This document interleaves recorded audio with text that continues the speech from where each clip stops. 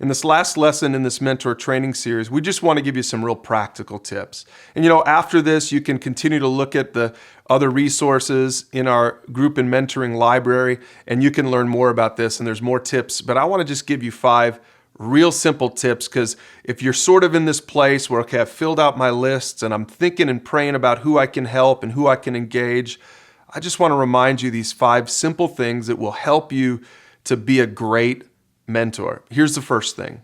Simply invite. Probably one of the hardest parts of mentoring is getting it started. Like, okay, how do I get this thing started? Now, it's not so hard if you're a parent and you've got kids at home. You should be mentoring them, and it's not hard to set up a family devotional time and just start using the resources, and you kind of can make them do it, right? But it's hard to make a neighbor do it. It's hard to make someone at church do it. So just simply invite. Invite someone into a conversation with you. It might not even be appropriate for you to tell them you want to be their mentor. Don't even use that word if it doesn't make sense. Just say, hey, why don't we talk specifically? Why don't we talk about this issue? I noticed that you've struggled with it. Share a link with them and say, why don't we sit down and have coffee? Just simply invite. One of the ways Paul did this is he said, you should follow me as I follow Christ. Look at how simple that invitation was. Paul was saying, I'm following Christ, and I just want to invite you to follow Christ with me. I'm not going to make you do anything. I'm not going to try to be, your pastor or lord it over you. I'm learning some things. I'm pursuing God, and I'm going to invite you to pursue God with me. One resource you can use in our library, if it is helpful, is the resource called How Groups and Mentoring Work. That's a great starter conversation. If you do invite someone into a more formal mentoring relationship, that's probably the best first conversation, because it explains what your commitment is to them and what their commitment is to you, and it's a great way to invite them into that relationship. So check out that resource below. And here's the second tip. Simply model. Don't forget that helping someone pursue God starts with your pursuit of God. You can't lead someone to where you've never been.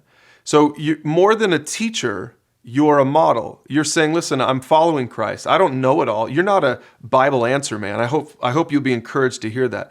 You're not a Bible answer man. You don't have to know all the answers. You're just modeling a pursuit of God, that you're pursuing God and you're learning more and more about a biblical worldview, even as you help them learn about it. And then just simply model it. That you've trusted Jesus for your salvation, and you continue to learn what it means to trust Jesus as a pursuer of God. That's truth 1 of foundations. And that you're trying to live to honor God. You're not perfect, but you're trying to live to honor God every day in your life. Hey, when you stumble, when you struggle, when you have temptations, share that with the person that you're mentoring. That's going to make you look a little more normal to them, and it will encourage them to realize, I can do this. That guy's doing it, so I can do this too. So simply model. Here's the third tip. Simply teach. I already said you're not the Bible answer man, so keep your teaching simple. Most of our resources online keep it really, really simple.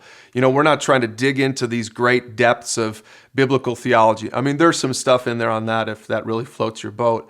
But more than anything, we're trying to keep it simple. We always frame it in terms, as much as possible, in terms of those 3 simple foundational truths. Because I know for me, I would be very satisfied if my kids learned how to trust Jesus, how to honor God, and how to help other people and mentor other people. Like for me, I would be thrilled if they understood that simple framework of a pursuit of God. Don't complicate it. We don't want to make this look unattainable. We want to make it simple. Jesus himself said, love God, love people. I mean, how simple is that? Keep it simple.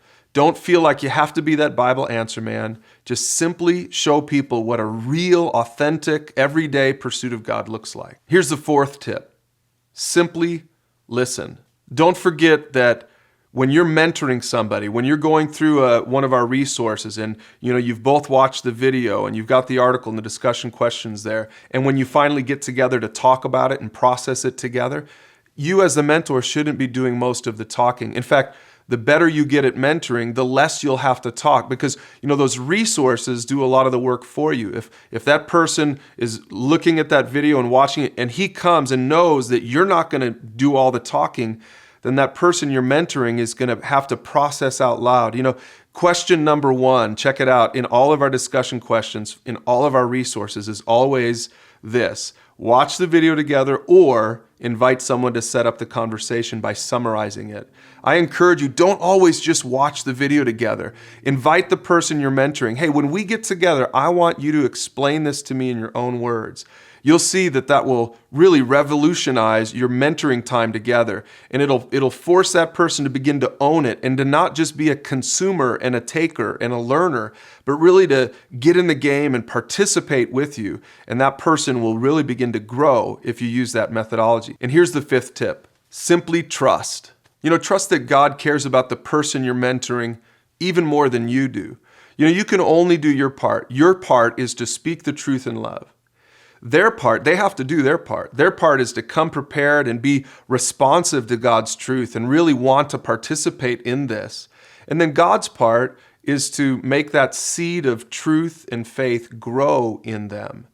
You can only do your part. You need to trust God to do His part. Moses said it like this in Deuteronomy: "Today I have given you the choice between life and death, between blessings and curses. Now I call on heaven and earth to witness the choice you make. Oh, that you would choose life, so that you and your descendants might live. You can make this choice by loving the Lord your God, obeying Him, and committing yourself firmly to Him.